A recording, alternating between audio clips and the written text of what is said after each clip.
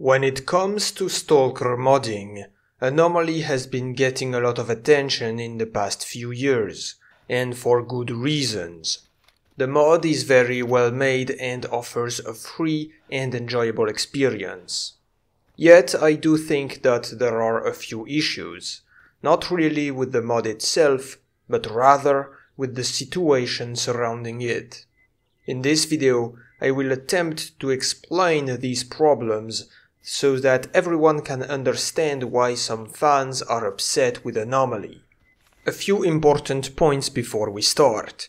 I will assume that you already know what Stalker Anomaly is, and in case you don't, there are dozens of other videos and reviews to help you out. To make things clear, I am not making this video to trash talk the mod itself, its creators, or even its players. I did play Anomaly and I do believe that it is a great mod made by obviously talented people. Moreover, the players are free to do and think whatever they want. In fact, you may share your opinion in the comments. Anyway, the main problem I have with Anomaly is the fact that it is being put on a pedestal to such a degree that it overshadows everything else that Stalker and its modding scene have to offer. Sure, Anomaly is nice and very accessible, since it is free and can be played without owning any of the original games, but so are many other excellent mods out there. When you search about Stalker on the internet or browse the discussions on the franchise, the topic of Anomaly always shows up a lot, taking most of the spotlight, even in situations where it is irrelevant. Yes, this phenomenon has managed to bring new players into the Stalker fandom, however it ultimately remains a detriment to the series as a whole. Why?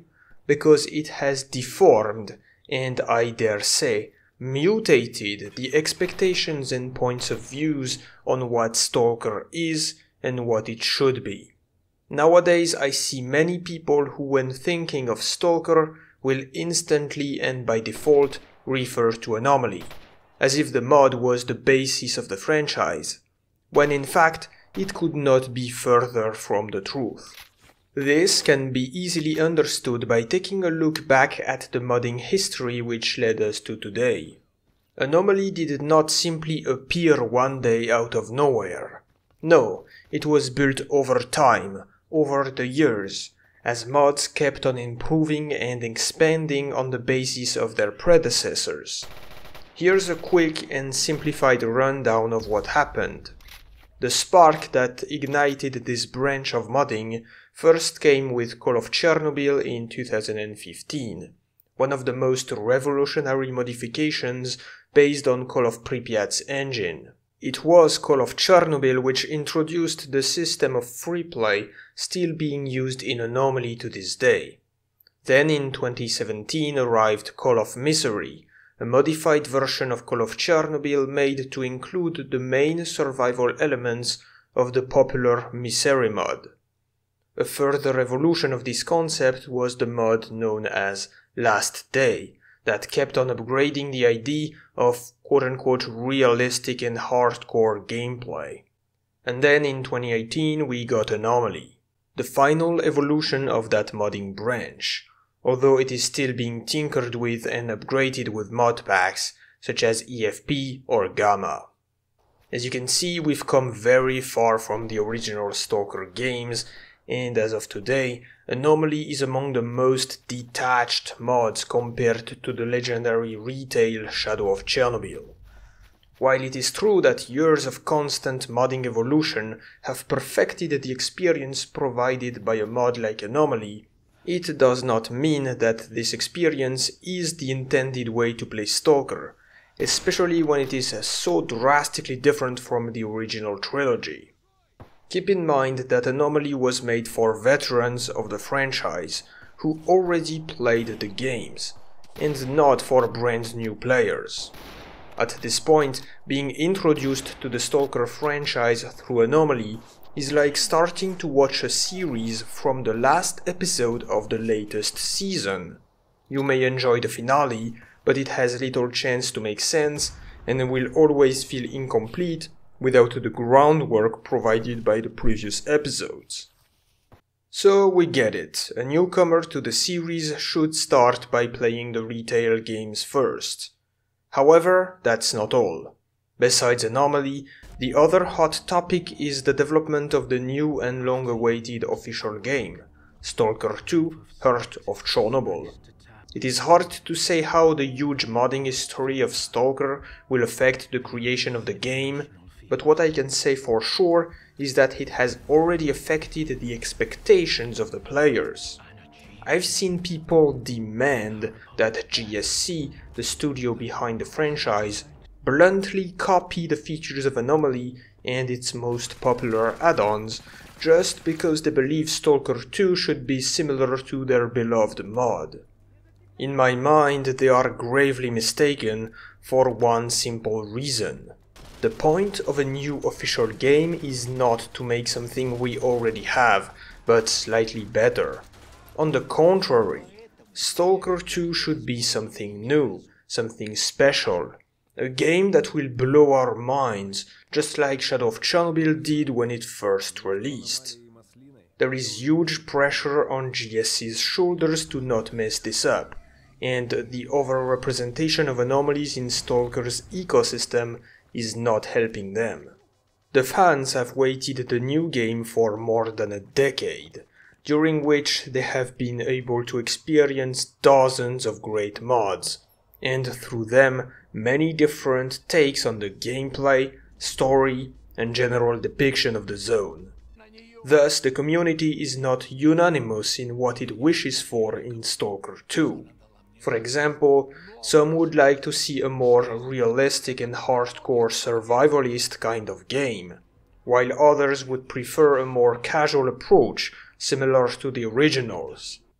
I feel like the situation with Anomaly is the perfect illustration of this fracture in the fandom, as the mod is highly customizable in an attempt to meet the needs of vastly different players.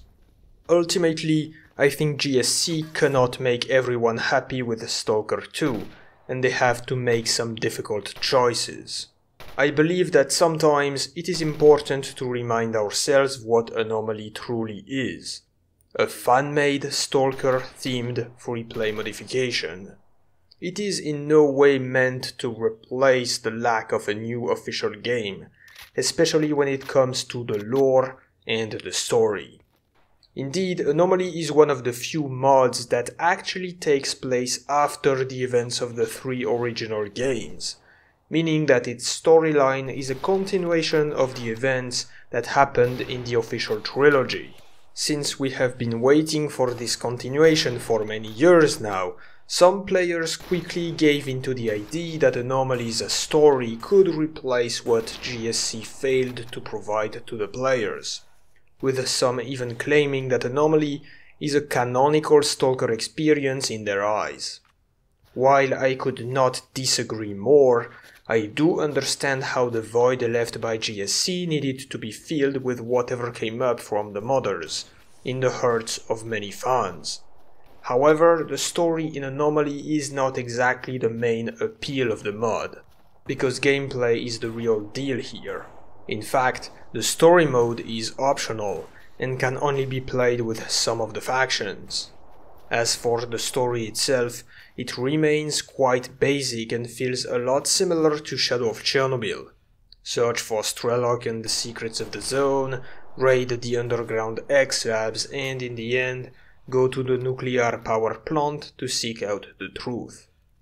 Honestly, I think Anomaly is a bit like these reboot films of old popular franchises that they do nowadays. Even though it takes place after the events of the original entries, somehow it's basically the same story all over again, except worse. To conclude, I would say that Anomaly's great influence on the S.T.A.L.K.E.R fandom has shaken and divided the community.